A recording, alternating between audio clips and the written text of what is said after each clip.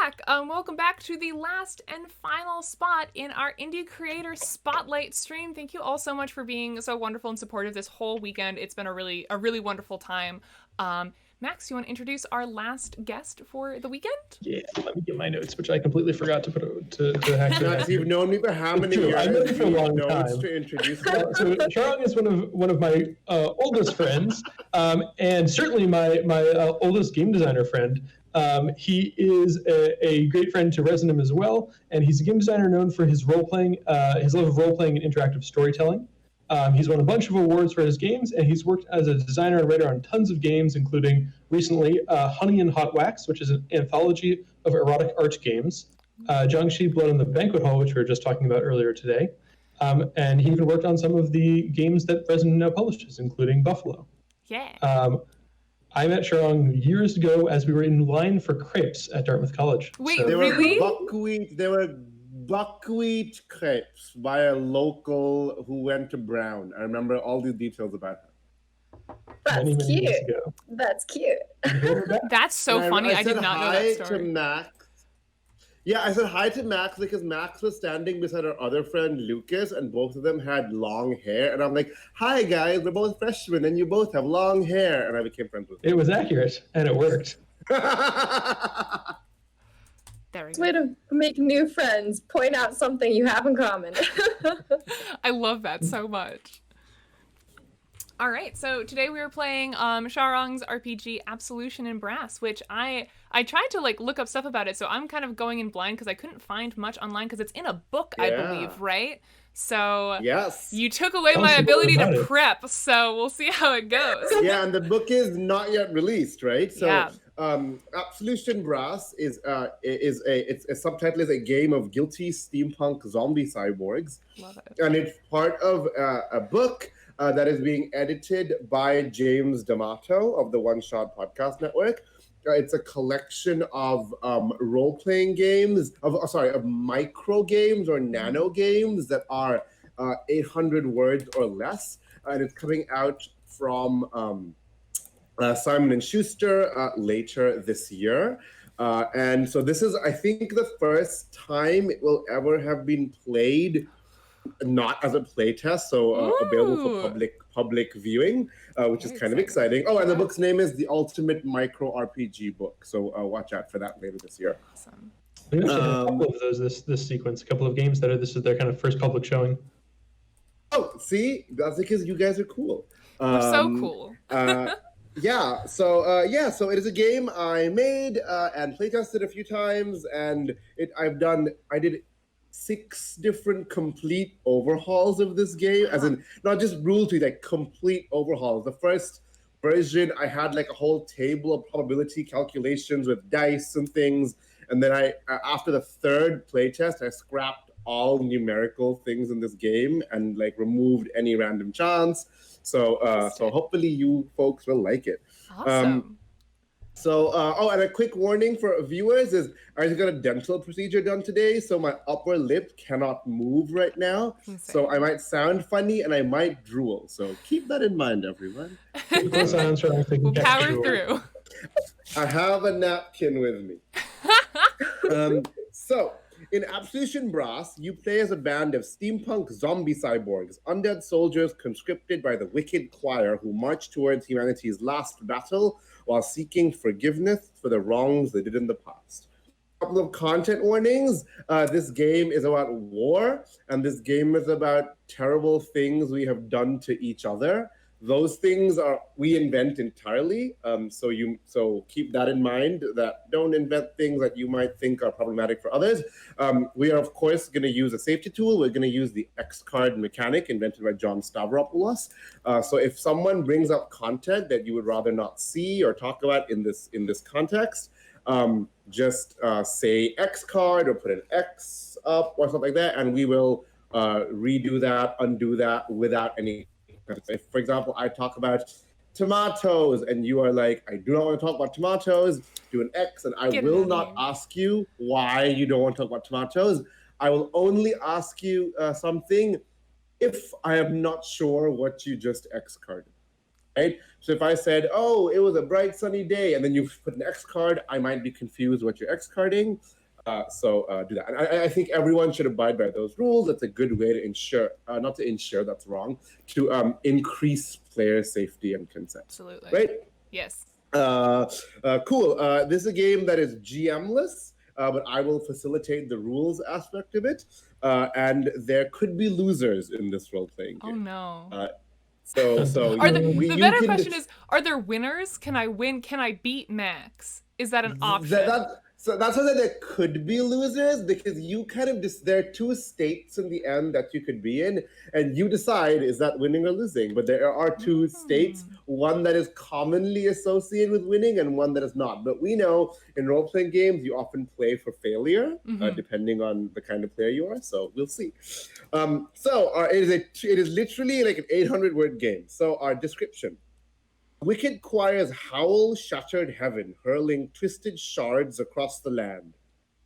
You died. Now you are a fused, an undead creature of brass and necrotic flesh. What dangers have the warped shards that dot the landscape birthed?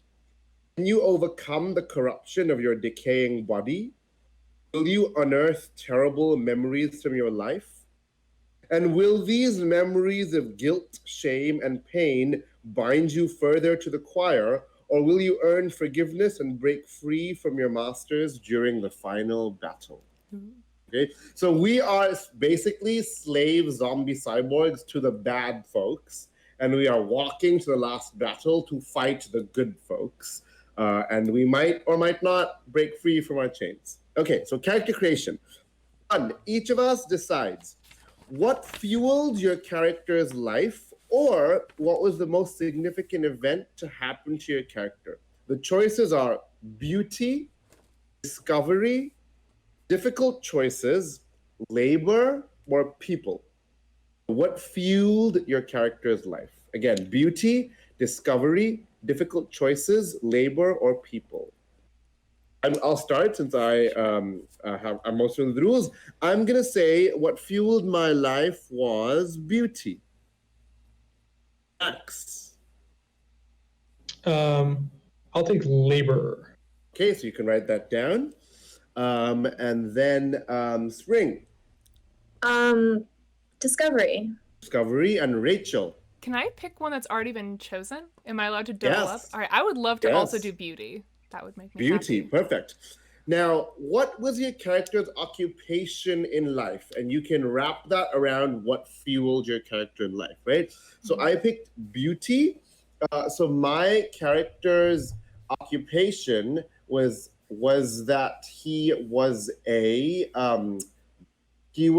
menial blacksmith at a large foundry, and found no beauty and joy in his work.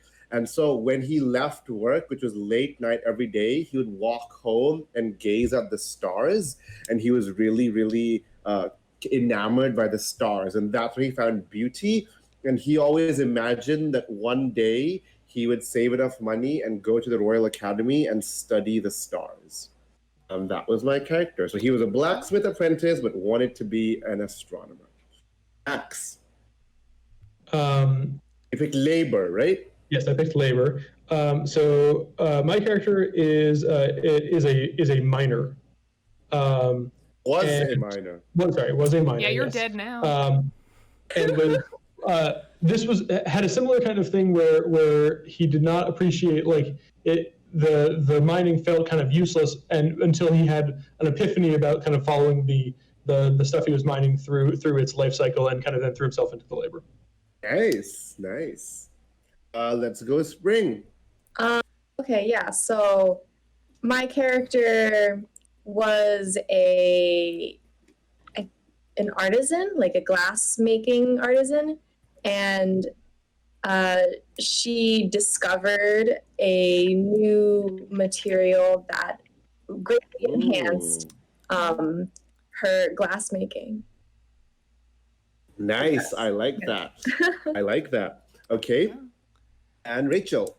I gotta think. So I think my character will have been like some sort of paper pusher, maybe like a secretary at like a law firm or something that was very very simple, very like repetitive every day in an office space sort of situation.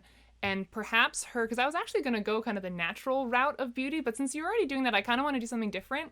So maybe she found beauty in someone that she like worked with, but she could never quite get close enough to, and maybe that person passed before her, and has also become a cyborg zombie situation. Yeah. And she was kind of an admirer from afar and could never quite get close enough. But the fact that she was in the same space with this person was what like drove her life.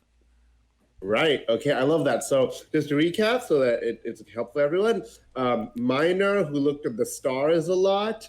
Black who looked at the stars a lot. Miner who got really into like this idea of the life cycle of mining.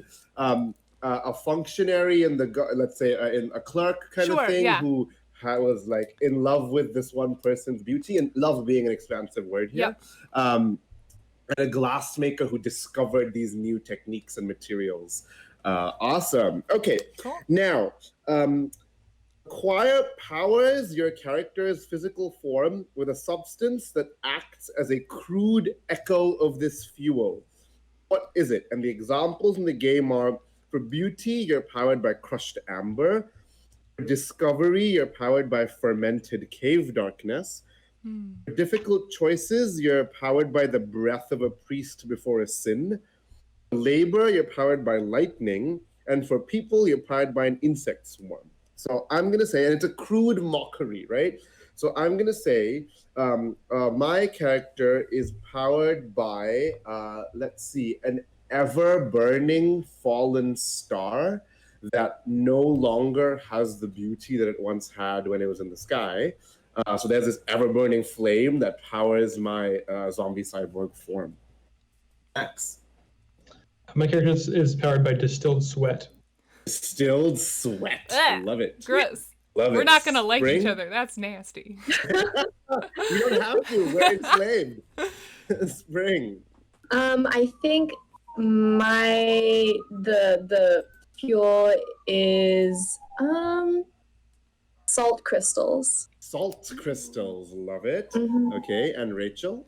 Can I say that my character is powered by warmth, like very warm air? Yeah. You have ducts and vents in your cyborg body. Yeah, I love that.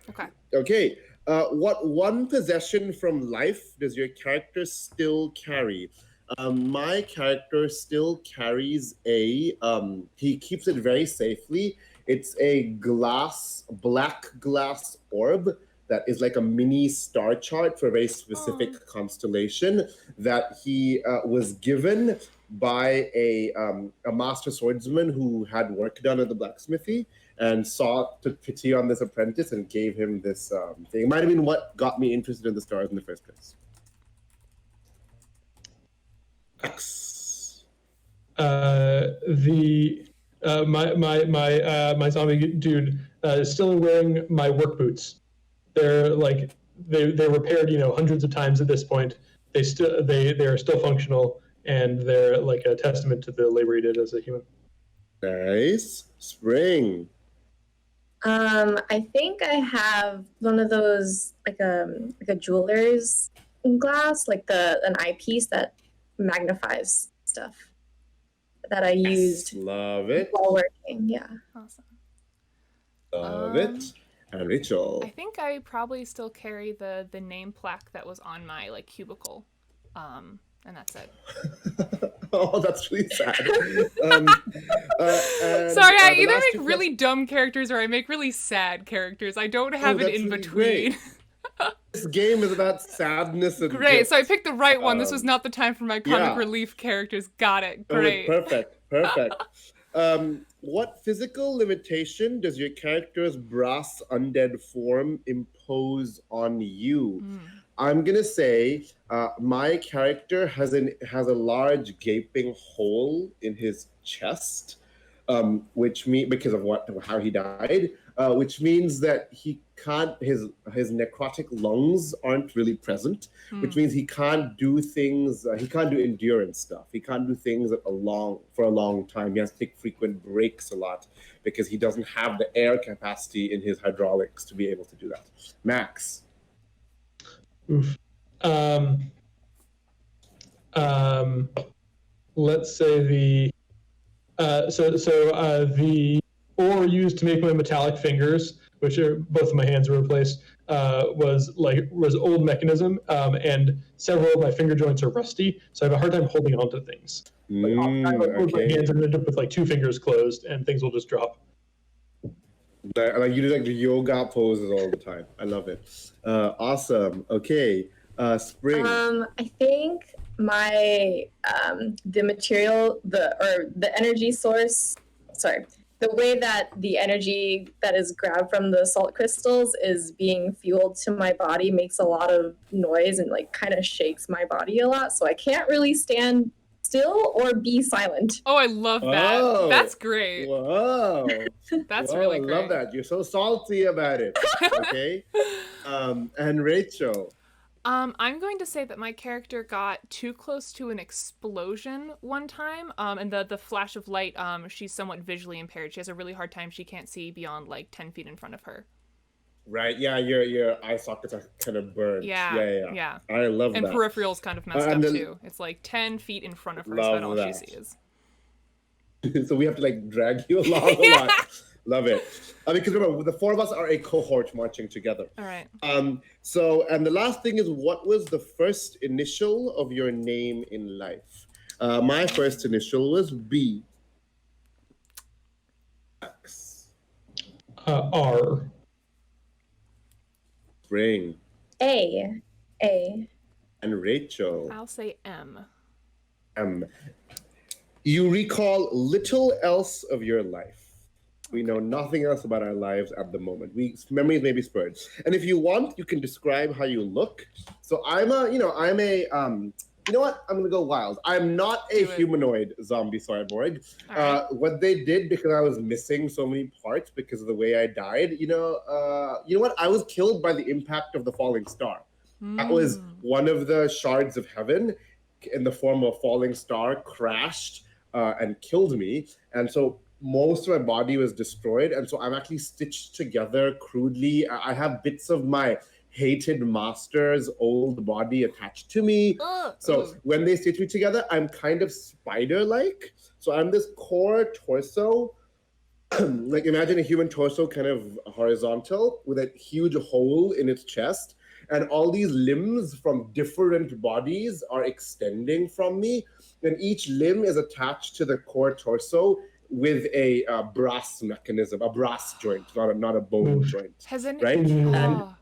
That reminds me. Oh, has anyone played Inside at the very end of that game? Like that, which you just described as that like blob that you become at the end. Oh no, I have not.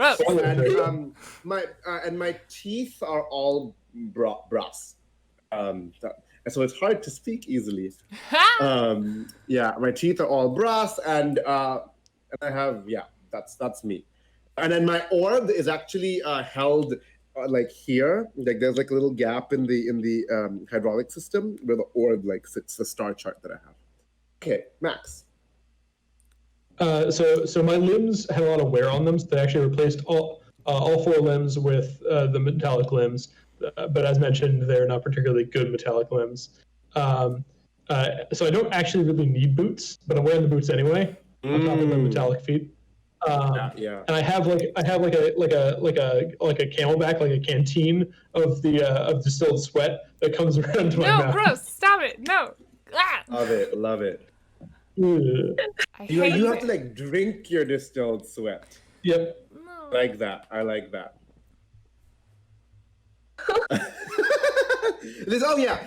You're not allowed to describe that ever. Slightly horror. Yeah, this game is slightly body horror. Sorry, I should have said that as a content warning as well. Great. Spring. Okay.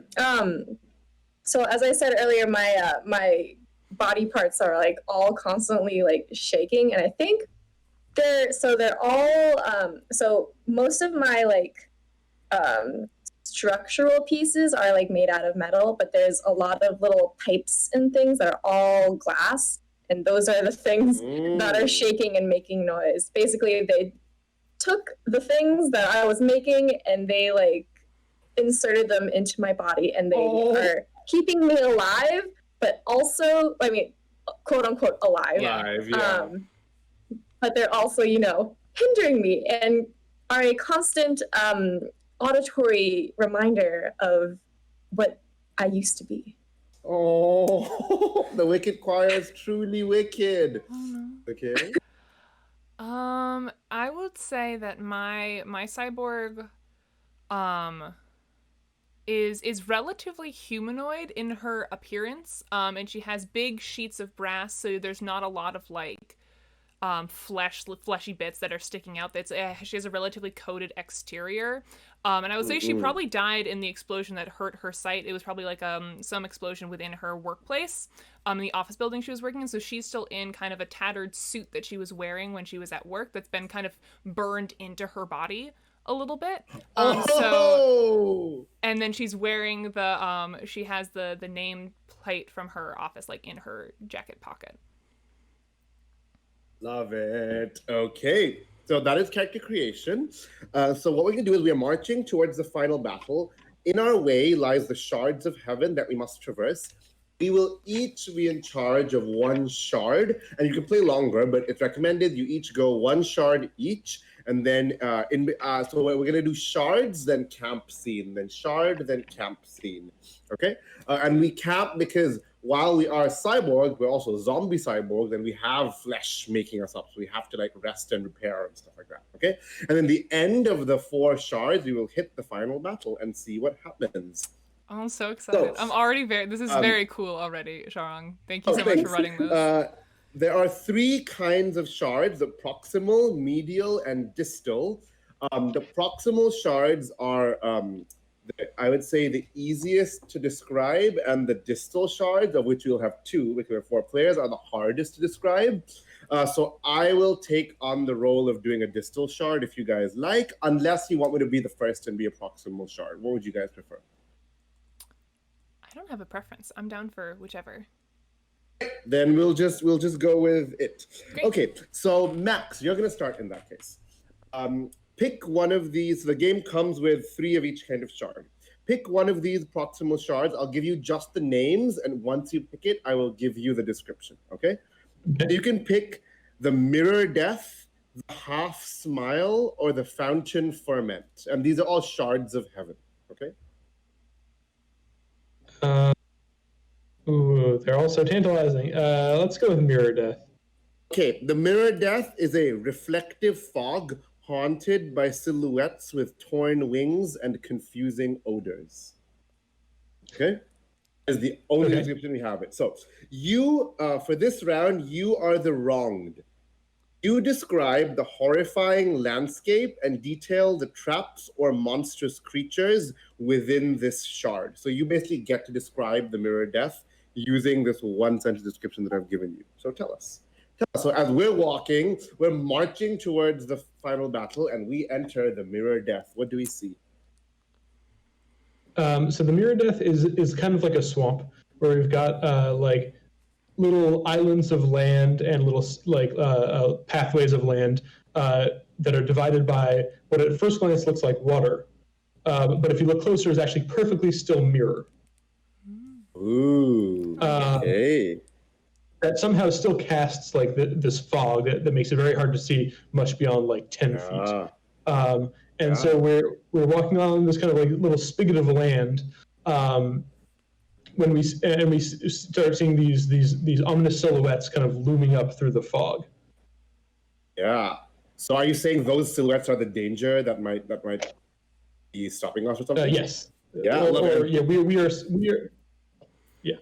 Yeah, and so awesome. Now, each of us, we're gonna go one by one. So I'll start with Rachel. Let's say to change things up. Rachel. So we are with a fuse. Remember. So 1.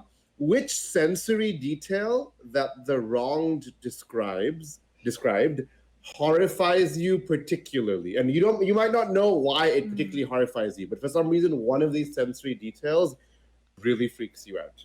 I would say definitely the fog that is hindering the sight of everyone that I normally rely on. And the fact that Right. that everyone else is experiencing the hardship that I experience every day, that's horrifying to me. Nice. Okay, now, what terrible memory is sparked by this detail? The caveat is the memory is about how you hurt or betrayed Max's character. So now we start to realize Oh we knew no, each what did other I in life. do? Oh, What did you do What did I to do? Max's character, the miner, right? The miner Yeah. who grew to appreciate the mining industry. And it could be inspired by this horrifying sensory detail, this fog. Yeah. So, Max, you didn't describe how your character died, right? No, I didn't. Okay. So I was a part of that. After my character died, it became part of like a militia army type thing. We wanted you and the people you worked with for your endurance. And so those like shadowy figures in the distance, that's what you remember when we came into your like mining village for the first time, me and the people that came to take you. Oh, so you directly were involved in Yeah. the miner's death. Yeah. Love it. Okay. Did you sorry. mean to... Okay, now the last question that you must all answer. Did you mean to do it? Ooh, what do you mean by mean? Am I? That's up to you to interpret. Did you mean to do it? I'll say that my I have had a hard time. Did I mean to do it? I'm gonna say no. It was not So what you were enslaved, right? Yeah, it was not my free will to do that, but it was what I Yeah. was tasked with doing. Okay, Max, so keep these in mind because you will have to make a decision of whether or not to forgive us. Okay, then Spring, what sensory detail described by the wrong is suddenly horrifying to you?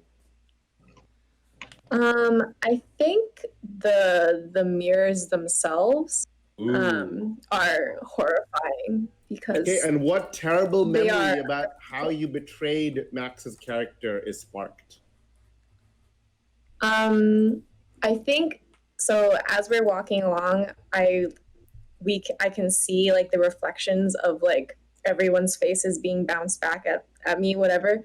And so and it reminds me of how I and the other people at my glassmaking atelier, whatever, had been using Max's mining village to mine for our materials in less than safe ways.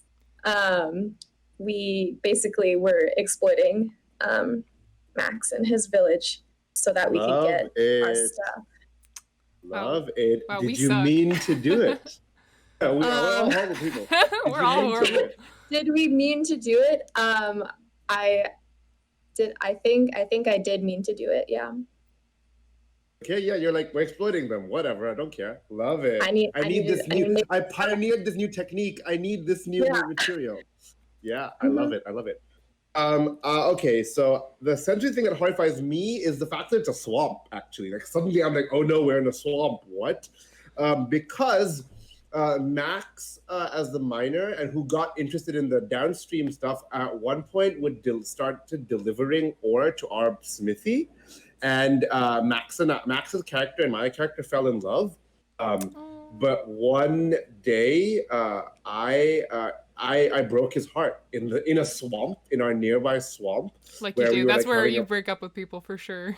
Yeah. We were having like a picnic there, let's say. There was no forest, there was no garden, there was a swampy area, right? So we'd have a picnic in the swamp, and I told him I didn't love him anymore, and I betrayed him that way. Because I told him in a very mean way. I wasn't even nice about it. I'm like, no, I don't like you anymore. You're not cool. No. And I meant to break up with him. I didn't mean to be mean about it. I was just stupid. Right? Okay, now Max, you get to designate who you feel the worst offender was as the censured. You censure Ooh. them. Which of us betrayed you the worst, or you decide? I have to say Spring's character. That was not what I was expecting at all. Wow. Oh, labor exploitation is the worst, it seems. Okay, the censured, you have to describe how you help us cross the mirror death and not get harmed by the threat. The threat are these silhouettes with torn wings, and how and what physical capability you alone sacrifice in order to get us through.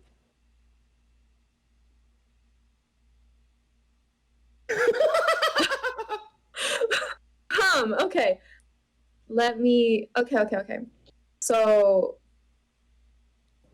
oh, this is hard. Okay. So I basically, because of my jingling body,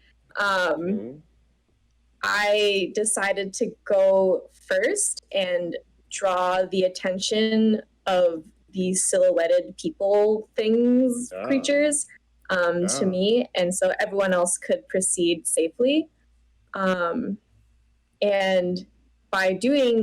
through doing that, I was attacked, I guess. And I lost my right hand, which was very special to me because art It's stuff, your favorite hand. and can't do anything with my hand. Yeah, love that. Okay, so now you both have a shivering body and a missing hand. Great. Spring's character manages to help us leave this place. So then we make camp for as long as we need to maintain our mechanisms and ease our flesh fatigue. Each fused describes a difficulty they encountered during the journey, during their physical limitations or sacrifices at the shard. Each fused can narrate how they try to help another fused with their difficulties, perhaps as a way to atone for their past sins. Okay? So I'm going to start. I've been having a bad time like keeping up with people. I have lots of legs. I'm good at short bursts of speed and I can like crawl up things and stuff, but I'm bad at endurance. We've been traveling for a long time. The worst part is this fog. This fog wasn't normal, right? It has got through this like lung hole that I have, has gotten into me. It has made me even more tired. So I've been wheezing and coughing, and my brass teeth. I've been coughing a lot, and the brass teeth have been biting into my tongue a lot because of this, and I've been having a lot of difficulty because of that. What about Max's character? So everything seemed all right until we actually started traveling. And then I realized that I really can't, for long periods of time, hold on to the standard issue fused sword and shield. They keep kind of slipping through my fingers. So they end up like kind of dragging on the ground instead of actually me being able to hold them up. And my equipment is getting very ratty and dented. Love it. Spring. You have two limitations. You can pick either of them. Yeah, I guess I'll go with the so I lost my hand in the first of a few mini attacks, I guess, and then after I lost it, I basically was at such a disadvantage because I kept reaching for things that weren't there, that like I couldn't grab anymore, and it was just like, whoa, weird, brain not working, great. Yeah, a very strange sense of loss there. Okay, I love it. And Rachel. Okay. So is it okay if it's not like a physical limitation? It could be connected to the limitation you have, but it doesn't have to be. Okay, because I'm picturing that my character is very like she has a lot of neuroses about her suit getting more dirty than it already is. Like that's like the one thing that and the swamp and the dirt in this area is really upsetting her. So she's walking, but she's always constantly trying to like get dirt off her suit. So she's going a lot slower. And she's kind of breaking down a little bit over how much mud is getting on what's left of her suit. Love it. Love it. This obsession has lived with you through death. Mm-hmm. I love it. Okay, and if we want, we can each try and help one other person with their troubles. So I'm gonna say, because I'm horizontal, basically, I offer to Max's character to lay his shield onto my body, and I will bear it because I have a lot of legs, so I have physical strength that way. So I offer that to Max. Max, do you want to help one of the others? You can say no. Well, I'm not sure I'm up for helping Spring's character right now. It's fair. I offer to walk before Rachel's character. Make sure to not lead her through the dirt, like this muddiest parts of the swamp. Thank All you. right, love it. She can't see. Thanks. Oh, Yeah, she I can't see. Right. And Okay. And that's the thing, right? The only thing you can see is kind of yourself, so the dirt is so visible to you all the time. I love that. Rachel, do you want to help anyone? I'm gonna say that my character can't right now. She's too in her own head. Love it. Yeah, so Love she can't. it. And that's important because in the end, we decide who we forgive. Oh. Spring. Do you want to Um, help a character? I think I sort of help your character, Sharang, by trying to choose a path that has the least amount of fog in its way, if that's possible. Yeah, I like that. I'm going to write this down because I will decide whether or not I forgive you later. Help me choose less foggy paths. Okay, so that was the first shard in our first camp. The censured becomes the new wronged. So that's Spring. We're now in the medial shards. So pick a name and then I will give you the description. The names are The Beauty That Was, Never Village, or The Hardened Garden. The beauty that was. The Beauty That Was. It is the petrified body of a colossal woman stretched over a gorge, leaking wine from innumerable cuts. Okay, that is the basic description. But you get to describe. What was that? I said I didn't know I was in this game. There's a joke. I drink a lot of wine. You didn't ask my permission before putting me in this game. Hopefully, you're not covered in cuts. Yeah. Hopefully, we don't end up like that. Petrified. That's the basic description. The petrified body over a gorge, well, these cuts leaking wine. You get to describe as we approach it, and you get to describe the monsters or traps that are a threat to us over there. Yeah, so the first thing that we see or we notice as we approach this shard is the smell, the stench of wine mixed with rotting flesh. It is overpowering, and we actually have to cross the shard by walking across the colossal woman. And that in and of itself is very difficult because her flesh is decaying and there are some spots that are just like, they'll just collapse under pressure. And then things just come out of various types of dead or maggoty type things. And these parasites feeding on the body, right? Yeah, they're not super like dangerous for us, but there are a lot of them. Yeah, and it's okay. Just Love it. So let's start with Max, since he didn't do this last time. Max, which sensory detail that was just described really horrifies your character for some reason? The maggots. Who's not going to say the maggots, right? Yeah, okay, I love it. The maggots. And it's just that feeling of when you put your foot down and the flesh ground gives way beneath you, and suddenly there's wriggling and writhing around your leg. It's like when you put your fingers into a fruit bowl, you try to grab a fruit, but if one of them is rotten, your fingers sink into that rotten fruit. It's like that. It's like that. Yeah. I hate it. Okay. What terrible memory where you hurt or betrayed Spring's character is sparked by this sensation? We're all terrible to each other. So this was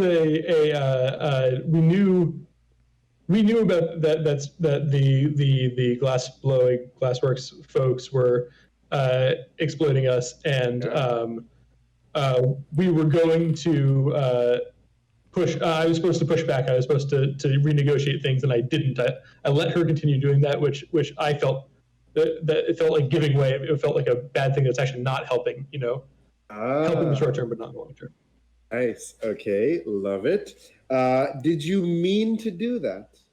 No, I mean, it was a lost spine last minute sort of thing. I didn't intend to do it.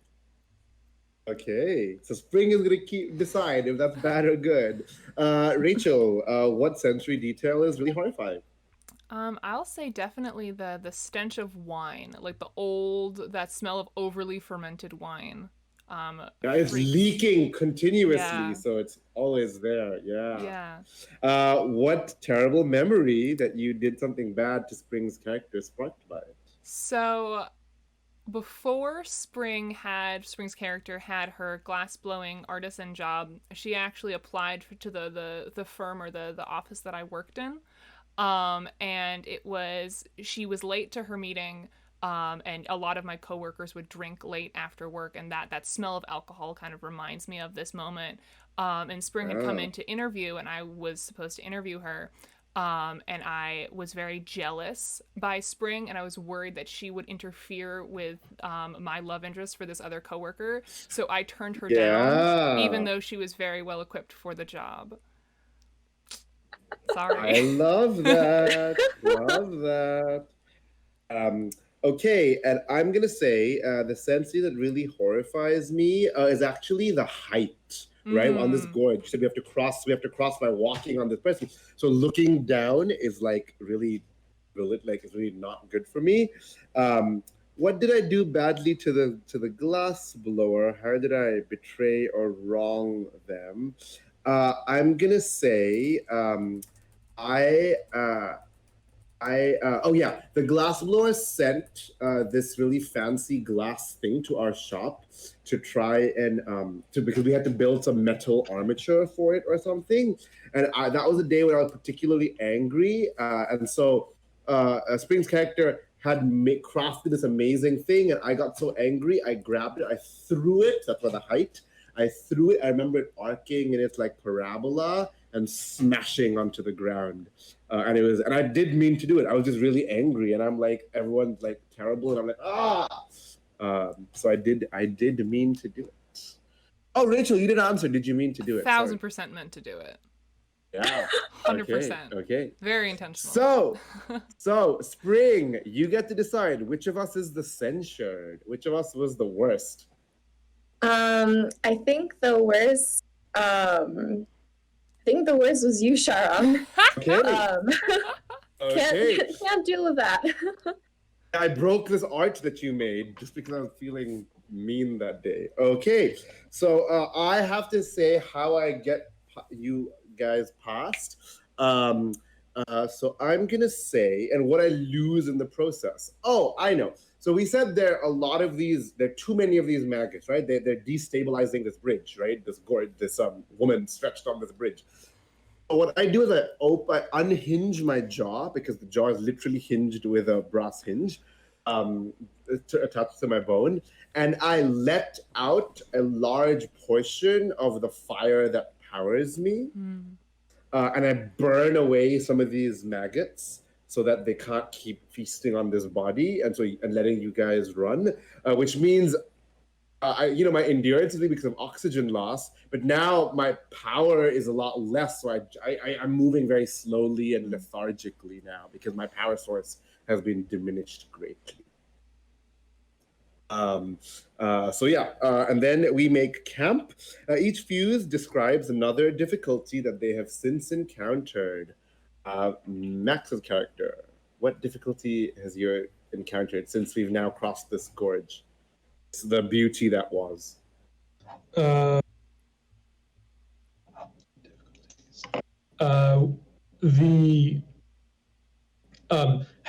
my feet in all of these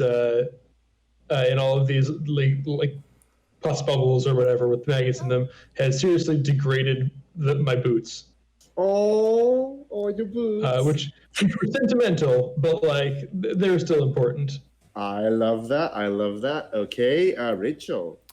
I'll say that because this is such uneven, weird ground, because we're walking on a body, my character's lack of sight has really, she keeps tripping and falling, and at one point when she falls, kind of echoing Max, her nameplate falls out of her jacket pocket, and just like tumbles into whatever like river or whatever is beneath us. And she finishes the journey across this body. She's crawling on her hands and knees because it's hard for her to see, and making across that terrain is really difficult. Oh, this is so miserable. Spring. I think because I wrote this miserable game. I was gonna say you wrote it. Because my wound where my hand got detached is still rather fresh. Some of the maggots are trying to attach themselves to me, and I have to try and fight them off. But while I fight them off, I slash through the maggots. Their blood, which also is just like mixed with the wine that they have been eating from this lady, gets all up in my machinery, and now I'm just like, I'm moving a lot slower because nothing is like functioning properly with all the weird fluids that have been put into my body. Okay, I'm gonna say, because my power is very low and I'm already, I have all these different limbs from different people. One of my limbs gets fully depowered and crumbles off of me. Oh no. So I'm kind of lopsided now as well, and I'm like unbalanced. Okay. We can describe how we try and help people. So I'm gonna say, because Spring was the one who censured me, I am gonna try and help Spring. I am going to, let's see. How would I help Spring deal with this? Moving slower. You know what? I'm gonna try and I'm gonna give Spring's character a ride on my back at a certain point on top of this. A great personal cost because I have the shield on me and I'm already slow. So I'm gonna at one point give Spring's character a ride on my back as she's getting slower and worse to try and atone for the past sin. Max.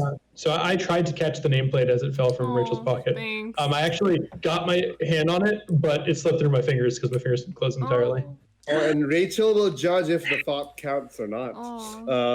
Okay, and Rachel, do you want to help anyone this time? You didn't last time. I didn't last time. I'm trying to think who I can help while crawling on my hands and knees. It can be a bit after. It can be at the camp as well. Sure. I will, Sharang, I will help you in the sense that I will take the shield off of your back so you can just carry Spring's character, and I'll put it on my back. Oh, look at us forging bonds with each other. Point of the game. Anyway, and Spring. I think while we're making camp, I try to help Rachel's character deal with the loss of her nameplate by talking to her like a human. Actually or a cyborg. Yeah. Maybe you can talk about her life now that we're getting our memories back, some of them, right? I love that. We can talk about her loved one that I lost my job for. Okay, so now the new wronged is the last censured, and I pick. I'm not gonna pick. I'm gonna let you pick because I know all of them. So someone will get two choices. Max, since we know each other, pick one of the distal shards. Pick the shrill unrest. I'll describe it still, but pick the shrill unrest, the fallen scales, or silence. Let's go with silence. It's exciting. Silence is a vast plain of smooth white marble, beset with the ghosts of heretical words. Okay. So the distal shards are the weirdest ones. Yeah. And Rachel will also get a distal That's shard. fine. We'll make it work. Okay. We passed this like gorge and everything, and then the dirt that we've been walking on gives way to this vast plain of smooth white marble. And we're like, that's strange. We can see in the distance, our destination is still there. So we can't actually see it. There's something that drives us towards it, the song of the wicked choir. And we start walking on this marble, and it's really unsettling because our footsteps echo weirdly, even though in this empty thing, but because solid marble, it echoes. And then the ghosts of the heretical words start to besiege us. There are these, we hear all these blasphemous words. They used to be prayers to heaven that have been twisted and changed. And we can each hear these like curses and blasphemy like echo through our bodies, causing our mechanics to like shiver, kind of like Rachel's Springs character, causing our mechanisms to fail. But what's worse, it's causing our flesh parts to rapidly age. So that's our danger. And I'm gonna say the marble is smooth white. It's like white, pristine white. Not even the dirt we bring onto it is sullying this white marble. Max, what horrifies you? What sense detail horrifies you? Yeah, and how does that attach to how I wronged you? Yeah. All right.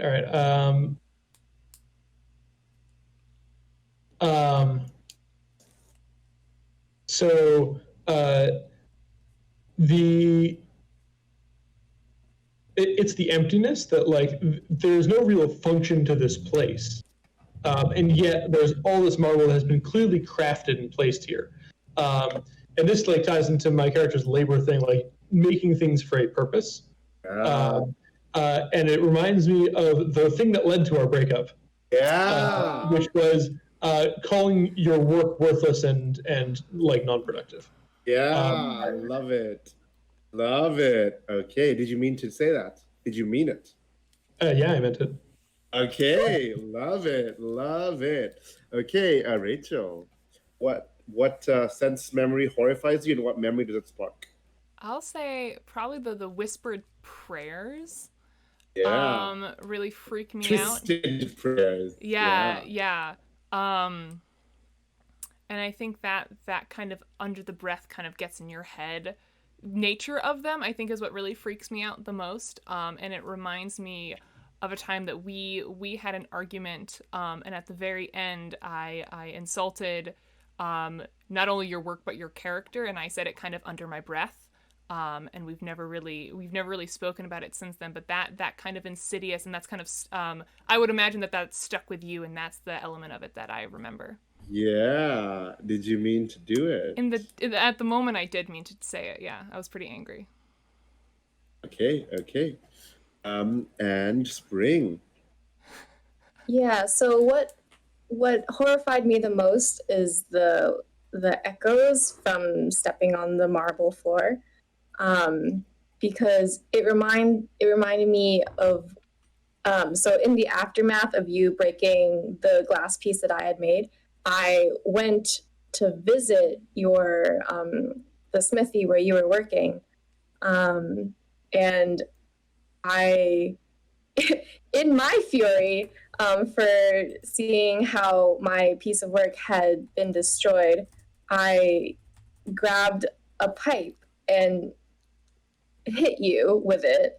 I was just an apprentice, so you have the right to do that. Yeah. Yeah, and the sound of it hitting you echoed through the pipe, as well as the workshop, and it freaks me out a little bit.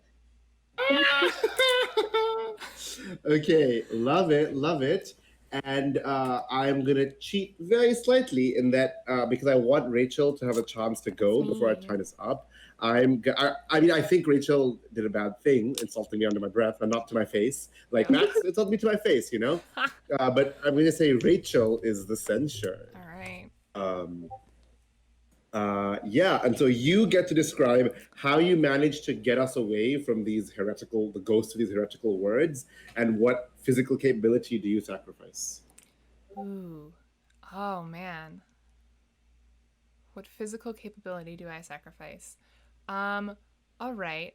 I will take take the shield that I got from Max and from you, and try to kind of like push the air away with the shield, but my arms have been so like decayed and decrepit that both of my hands fall off after doing that. So I am now handless. There's a big threat of losing hands thus far. But Yep. yeah, that's what I do. I love it. Okay. So then we make camp, and we each describe a difficulty we're having. I'm gonna say, for me, the echoes have worked their way into my mechanisms. They've taken the place. The heretical words have taken the place of the parts where the burning stars can't reach anymore, because I gave up some of that. And the heretical words are now conflicting with the song from the wicked choir. So I'm losing control of my limbs from time to time. They're like doing random. I walk sideways. My tongue my head twists. Like I'm like jerking uncontrollably from time to time. Max. Prompt me again. Sorry, I got too into the arm rifle. What difficulties are you having on this journey? You're right. So on this one, it turns out I thought my metal feet would be fine. I didn't really need the boots after all. But it turns out that they don't really have traction. And since we're on this marble, I find it very slick. So I keep like losing my footing and just falling over because my metal feet are just kind of like as I fall over backwards. Okay. Rachel. So in this space that we're in, whatever light source we have is bouncing off the marble floor, and it's generating a lot of heat. And I'm finding out that the brass that I was made of is of a lesser quality than everyone else, and my brass actually starts to kind of melt under this heat, and it's getting rid of that kind of clean exterior that I've had, and you can start to see the little fleshy bits underneath. And it's also getting on my suit, and I'm real pissed about it. Spring. Yeah, so the heretical whispers and echoes that have damaged Sharang's body have also damaged mine, so the sounds started to resonate with the glass fixtures that are within me. And one of them broke, and so now Does the salt spill out? Does some of the salt spill out? The salt does not spill out, but I can't really move my left leg quite right, so it like kind of drags, but I can still stand on it. We're gonna be amazing soldiers in the final battle, aren't we? We're doing great. Okay. They're gonna really want us. Don't wait till we get there, because we're really gonna help. So yeah, I would like to help someone. I'm going to, because I can't do anything physical anymore. Very few things I can do, right? I'm gonna try and tell Rachel's character that no, you are still beautiful. Even though your suit is getting damaged, I still see beauty. You might not see it yourself because your eyesight's failing, but I still see that there is beauty left in you. And I was all about beauty, right? So you are as beautiful to me as the constellation embedded in my neck. Oh, thank you. Okay. I love how people helping me is just talking to me. Like, I love that. That makes me very... mental I health, love that. Mental health is a thing. Yeah, no, I love that. Max. I'm helping Spring walk as like is it during camp or is it during the thing, right? Either. It can be either. Spring, I tried to help you walk by standing on your left side after your leg broke, which is not super helpful because I'm falling over all the time. But yeah, that's what I was just thinking. Also, fun fact, my lip is getting more feeling in it. Yay! It's because of the friendship. Okay, Spring. Do you want to help it? You don't have to. Remember, you don't have to help anyone. Yeah.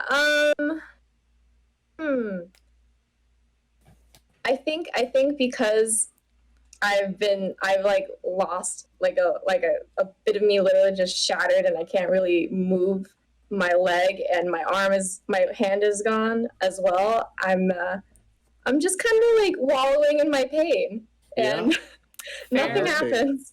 Yep. Okay, I love it. And Rachel. I am going to also help Spring walk by trying to pull up the like bits of melting metal and try to help use that to fuse her leg back together and help like solidify it and make it stronger again. What a great love it. Oh, I love it. Melted brass. I don't think that's how metals work, but I don't care. Hey, it's okay. I can breathe on it and make it warm. Yeah. Love it. Love it. Okay, and then the final shard is going to be for Rachel. So the last distal shard, you can pick the Shrill Unrest or the Fallen Scales. Oh, you know what? Let's just, also I'll give you a third choice. You can pick one of the Meteor shards. So you can pick between the Shrill Unrest, the Fallen Scales, the Hardened Garden, or Never Village. I have to know what the Hardened Garden is. I just have to. Okay. The Hardened Garden is an unsettling arrangement of precisely cut geometric slabs of frozen honey. Okay. Interesting. That's okay. Very cool. Okay. Thanks. So you get to describe us entering it and then what danger is posed to us. Sure. And describe any sense details about it. So this area is actually a downward sloping cave as we're entering it, and these shards of hardened. Was it honey you said? An arrangement of precisely cut geometric slabs of frozen honey. Frozen honey. Okay, so those are kind of sticking out of the ground, almost as if they're like stalactites and stalagmites, and they're all over the place as we're entering into this cave. And you can hear this faint buzzing, but there is no like discernible location for where it's coming from, and it feels almost as if the entire cave is vibrating as you're walking in. It almost has like an organ-esque feel to it, almost like you're going into like an intestine type situation. As you're looking closer, the walls are moving just like a little bit and pulsating with the buzzing. And as we get deeper into the cave, there's like a lake that we have to get through. It's like a cave lake. And it's made of almost like a molasses type material. It's a really thick, sticky liquid. Yeah. Is it the same as the frozen thing? No idea. Love it. Okay, Max, do you want to go next? Let's switch it up. Let Spring go first. What sense detail horrifies you? So the sense detail that horrified me is the pulsating walls. Get me too. It's pretty gross. Gross. And what memory of betrayal does it spark? So Rachel's character had turned me down for the job, and I found out the reason why this happened, and so wow, and so basically, I went to confront not Rachel's character, but Rachel's character's loved one. You did it! You did it! Oh my god! And I basically, I lied through my teeth and just said whatever I could to make them hate you. And my heart was beating out of my chest because I was so like. I'm not used to lying, but I was so angry that I just had to do this, and I was just like, Did you mean to do it? Yes, I did mean to do it. Yeah, you're like, no, I want to. Love it. Okay, I'm going to say the reason Rachel's character is so obsessive about the clothing thing, apart from the fact that the last thing that's fused to her, is that her prized outfit that she wore one day to try and tell the day she decided to try and tell this loved one about her feelings. I went into the office because I'd want to have help apply to the university to study astronomy, and Rachel's character had kind of like laughed at me like, no, you don't have the qualification. You don't. And she was right? She wasn't wrong. She was just like, no, you don't have any qualifications. I got so angry, I saw the ink pot beside her, and I like threw it at her and got her like favorite outfit the day she was gonna tell her loved one she must have this courage. I threw at her and got her entire outfit like splattered and dirty, so she couldn't go through with telling her loved one. And then there was an explosion, and she never told her loved one, right? This was the same day. That's yeah, so shitty. And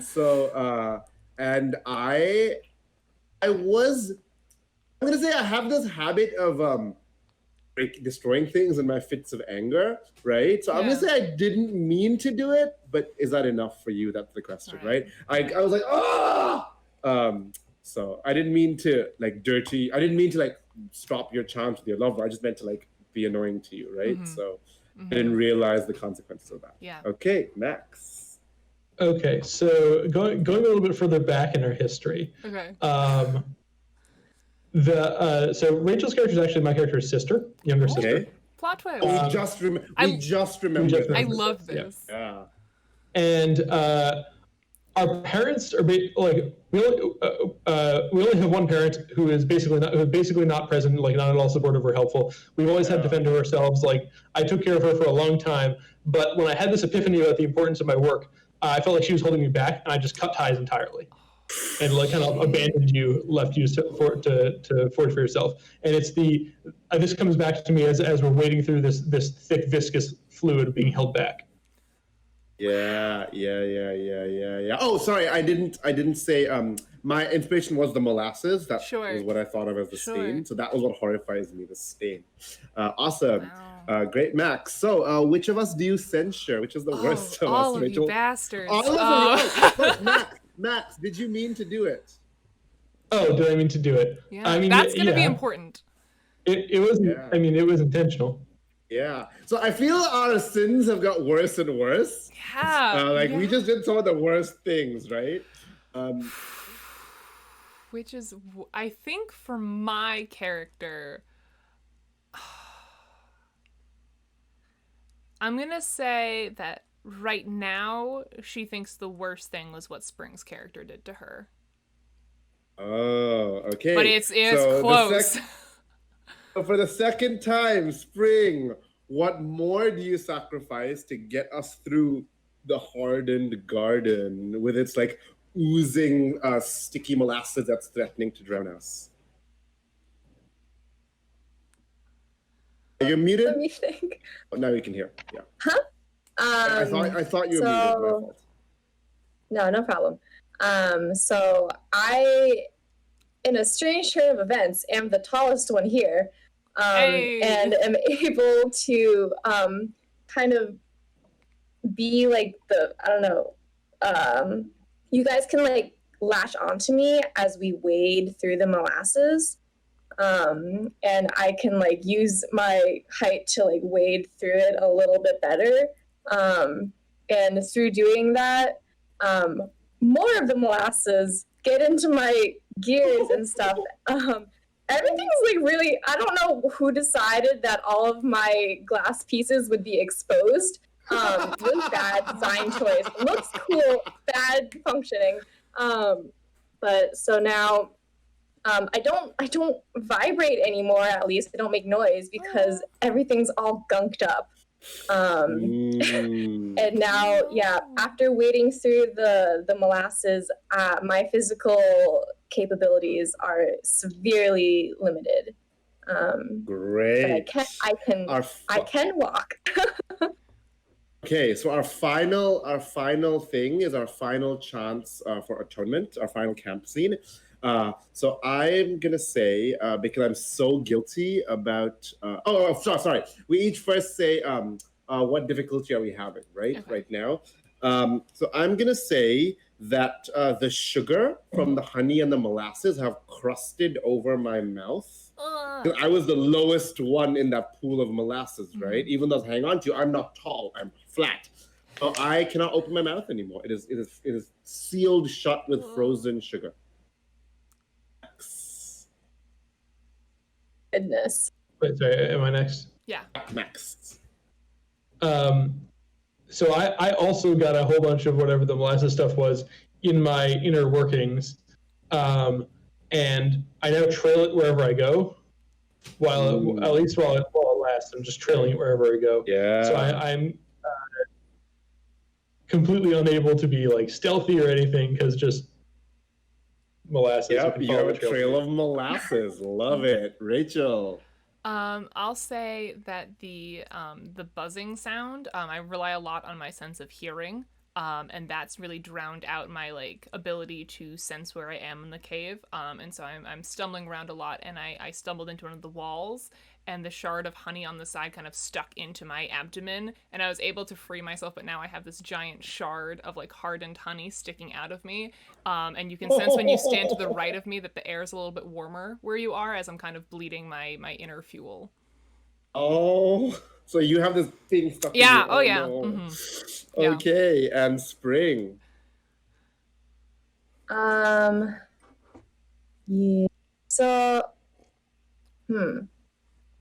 I don't know. I'm super broken already. Yeah, you've been through a lot of shit already. Tell us how the break is just making your life harder.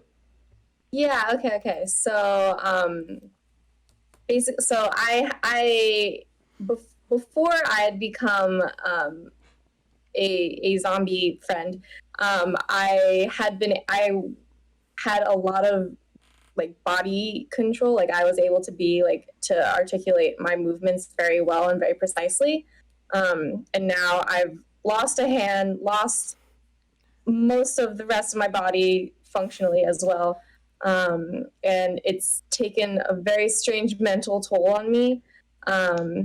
I guess I still have a brain and feelings. And now I basically am super sullen now. Like, I don't really want to talk to anyone at all. Okay, so last chance to atone. I am so guilty about the thing with Rachel's character that I open up my neck joint and I offer her the one, and she lost her name tag, right? Yeah. But I offer her the one last thing I can give her. I give her the orb with the constellation in it as like my memory of life. And I'm like, I'm so sorry. I give that to Rachel. Max, do you want to help anyone? Yeah, I'm also trying to atone for abandoning Rachel as a child. Yeah, no, dude. What the hell? Yeah, but maybe I want to, but I don't know how to do it. That's fair. Okay. So I don't do it. Rachel, do you help someone? Yeah, I'll help Max's character. And I will I'll take off my necktie that I still have, and I'll try to clean the molasses off your boots, so that you're not trailing molasses anymore. It's like filling my torso. You could use sure, as like a what is it like a tourniquet. Yeah. Try to stuff the holes. Yeah. Love it. And Spring. I think I'm gonna try and help Sharang's character with the sticky sugar stuff on his mouth, but I'm basically just trying to wipe it / smash it off of his face the best that I can and try to get it out of the little jaw joint. Whether or not it works or hurts, I'm not super sure. But you're trying. Okay. I'm trying. Okay. Love it. So now we're ending the game. We have reached the final battle. Each fused first describes 1 sense detail about the battle. Max, describe 1 sense detail about the final battle. And this is the Wicked Choir's forces and the forces of good are fighting. Well, there's no consistent source of light. Everything is dark until there's a clash, and then you can see like a little burst of light. Okay, love it. Rachel. I notice that the opposing side, the good side, that they appear to be fighting in sets of 2. Oh, they're always these pairs. Yeah. Love it. Okay, Spring. There's a really strange smell. Like you would expect there to be like the smell of like blood or iron, but you can actually smell cotton candy. Shards of heaven. They are all weird. I'm gonna say the Wicked Choir's operatic echoes are like reverberating throughout the battlefield. So while we don't see a lot, we hear like ululating cries from the various sides as the choir's weaponized song is spreading, which is even more unsettling because it's really, really dark. Great. And now each fused in turn asks every other fused, do you forgive me? And note down how many times you are forgiven. Okay. I'm going to ask Max, does your character forgive me for how I wronged you? No. No. So I have That was one so fast. no. Rejected. Rachel, does your... And remember, you can keep in mind if you want, you can think about, like, did they mean to do it? And you can think about how they tried to help you, right? That's how we're trying to help each other. Rachel, does your character forgive me? Yeah, my character forgives you. Okay. And Spring, does your character forgive me? I don't think my character forgives you. Okay, I am not forgiven. Okay, Max, your turn. Ask all of us, do you forgive me? Okay, Sharang, do you forgive me for insulting your life's work? I'm gonna say, because that wasn't what I wanted to do in life after all, I realize that now, I forgive you. Spring, does your character forgive me for not giving you a chance to stand up to these weird power structures and continuing to exploit us?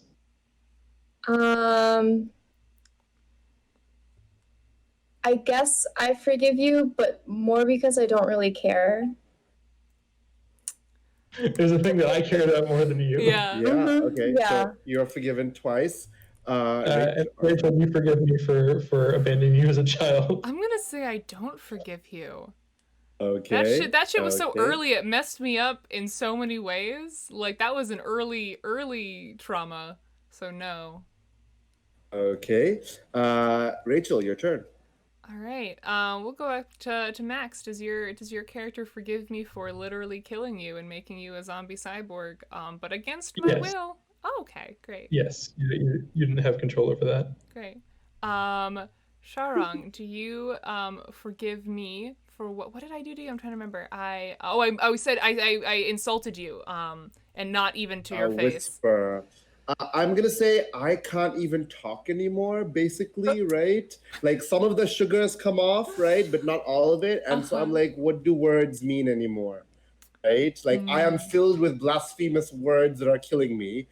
Your words are not that terrible. I forgive you. Okay. And Spring, do you forgive me for sabotaging your potential job at this firm? I would say because I went on to do greater things. Yes, I forgive you. Okay. You've been forgiven by everyone. Nice. Okay, and Spring, you end. Yeah, okay. Max, do you forgive my character for exploding your character's hometown and everything else?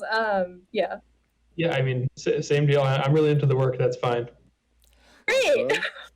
And Sharang, do you forgive me for taking revenge, I guess? Yeah. I'm going to say the beating me with a pipe was a lot. I'm going to say I do not forgive you for beating me with the pipe. And Rachel's character, does Rachel's character forgive me? Remember, did she try and help you? I'm That's trying to another think. thing, right? Yeah, I'm going to say because you talked that one time you tried to talk to me, like that interaction that we had helped me realize that I had been focusing so much on this other person and not on myself. And I'd put a lot of effort and a lot of like hopes into this other person and not into myself. So I will say I do forgive you. Yeah, and I'm actually going to change my mind because I realized Spring helped me a lot. Like she tried to help me along the journey many times. So I think she did try to atone herself. I actually do forgive Spring, even though the crime was bad. Okay, so half the band is 2. Has anyone been forgiven by fewer than 2 people? So I raise my hand. Oh no. Anyone else? Great. Which means I remain enslaved to the wicked choir. I describe the last physical sensation I have before my will is completely subsumed. The last physical sensation I have is the smell of cotton candy mixed with the smell of the honey coating my mouth. Great. I smell this and I'm like, is this what heaven smells like? But what will happen now that heaven is broken? And then my will is completely subsumed by the ululating of the wicked choir. That's great. Now, each of you, however, managed to break free from the wicked choir. You each describe one joyful memory that you remember from your life that fuels you to change sides and fight against the choir. So we're going to start with Max. Any joyful memory from your life? One of my earliest memories of doing productive labor, my fuel, has been was cooking food for Rachel's character when we were very young. That lovely memory helps you break and love it. Our bodies are still ruined. Our bodies are still ruined and horrible and terrible, but now at least we can make a moral decision. Okay, Spring. So I guess a good memory would be the first time I made like a perfect spherical glass orb, like my first experience glass blowing, where it ended up like perfect. And it was just like, dang, that's what I'm gonna do forever. Nice. And Rachel.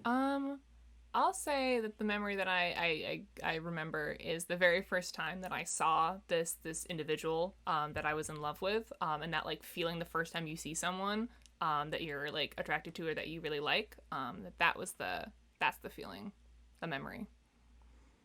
Nice. So you three use those to enter the last battle, and we never describe the outcome of the last battle. Okay. And that is the end of Absolution and Brass, a game of guilty steampunk zombie cyborgs. That was so good. Oh, I love that. Oh my gosh. Chat, can we get hype for this game? Holy crap. This was really cool. I have never played an RPG like this before. I've never played a GM-less RPG. I had no idea how that even works, and this was fantastic. I mean, GM, it still needs someone to know the rules. Right. But yeah, so if you folks in chat like the game, watch out. Coming this fall is the Ultimate Micro RPG book. It is edited by James D'Amato, but it has games from a huge group of designers, including luminaries like Jason Morningstar and lesser known people like myself. And is coming from Simon & Schuster. So do check that out. And that was one of the 40 games in there, which are all 40 games in there. They're all less than 800 words long. Dang. Yeah, this was fantastic, Sharang. I'm sorry. I'm like very obsessed with the storytelling mechanics that you came up with. I think this is brilliant. Thank you so much for sharing this with us. Holy shit. Thank you, Rachel. Wow. Thank you for inviting me, the three of you. Of course. Let's see, what are the other closing things? Oh, yeah, so you kind of already answered, which is where can people find this game and your work in general. And then the other question I've been trying to ask everyone is, do you have an indie game that you've played recently that you've really loved? It could be like a video game, a TTRPG, a board game. Just what's your favorite indie game right now? I'm going to cheat a bit and talk about one of the games I curated. Sure. So as Max mentioned, I was one of the co-editors of Honey and Hot Wax, an anthology of erotic art games, right? And one of the games in there that is really good and I've found really good to run during COVID is a game called Pass the Sugar Please by Cleo Yansu Davis, who Max has met. Yep. We played Battle of the Boy Bands earlier today. Right, exactly. Yeah. She was there this morning. I didn't even remember that. It's a game where, content warning, explicit content. It's a game where the players play members of a secret sex club. And last night, you were at a BDSM party. Today, you are at a tea party held by a friend the BDSM party is masked, so you don't know who each other is. Ooh. But at this tea party, you strongly suspect that your partner from last night is here, like sitting across from you. Oh shit. But Shit. one of the rules of the club is you cannot talk about the club outside. But you want to express to your partner something you really liked about last night, something you'd like to change, and something about moving forward in this relationship that you have. But you must only do so by describing the food in front of you. Right? It's a tea party, right? That's fantastic. So you might be like, the cucumber has a lot of crunch to it. I loved the crunch. Fantastic. Or you could be like, just put more of the cream on my scones. I can't have enough cream. Just put more cream on it, please, right? And to be more family friendly, I will not say what those might appreciate allude it. to, right? Family friendly channels sometimes. Right? But the game is actually, you can be haha, it's saucy, but the game is actually about how communication in relationships is important because you're going to misunderstand each other. And the game, Clio wrote this game, they wrote this game that's about like, tell people what you want or what you like in a relationship. Clearly, don't beat around the bush. And it's a really fun time because you're just saying silly things about food. Yeah. And the GM of the game pretends to be super oblivious the whole time. Oh, that's so and fun. it's like, what's happening? So it's a really good game. It's really good to play during COVID because you can play it over Zoom. Yeah. It is one of my, I love all the games in the anthology. We thought really hard about which games were included. But it's one of my favorites in there. And also, I am biased because Cleo went to grad school with me, so I'm biased. But that is a great game, and you can find that in Honey and Hot Wax, which is an anthology of erotic art games available now through Pelgrane Press and Drive-Thru RPG. Wonderful. Yeah. Thank you so much, Sharang. This is I could not imagine a better way to end this weekend. I just want to quickly say thank you to everyone who popped in at any point over these last 3 streams. This has been really fun. It's been every segment has been super different and super unique and just really fun to run. Tenstar says, so when is Resonym After Dark? Ooh, maybe never. I was actually going to call this stream Resonym After Dark, but BGH used to do a segment called BGH After Dark, so I was like, we'll do After Hours. So this is kind of what you're watching. Probably not what you thought it was, but that's what I called this stream like a year ago. Anyways, thank you all so much for joining. This has been really fun. And Sharang, thank you again for sharing this RPG with us. Thank you for inviting me. We will be back next week with Spring doing solo streams on Tuesday at 7 p.m. Eastern Standard Time, so check in for that. Next month is going to be a lot of solo streams, I guess, to give us all kind of a break, because this weekend was a lot, but it was super fun. So check our Discord if you're not in there already. That's where we keep you updated on what kind of streams we're doing. And yeah, thank you all so much. And I will. Oh yeah. We'll also be hearing about this over the next coming weeks, but week. But for Gen Con, we're going to be running a virtual booth in the Discord. Hell yeah. So if you want to come and play games, you should totally do so. There are some scheduled games that you can register for on the Gen Con website, but you can also just drop in and play games, and maybe pick up a Gen Con badge, which is free, or don't, and just come by and play games. If you're in our Discord. Remember, if you haven't played Resonym's game but are still watching, Resonym has some of the most innovative board games in the space right now. Thanks in no small part to these folks here, so check that out. Thank you so much. All right, we are going to head out. Everyone have a wonderful rest of your weekend, and we will see you in the Discord and on stream on Tuesday. All right, bye everyone.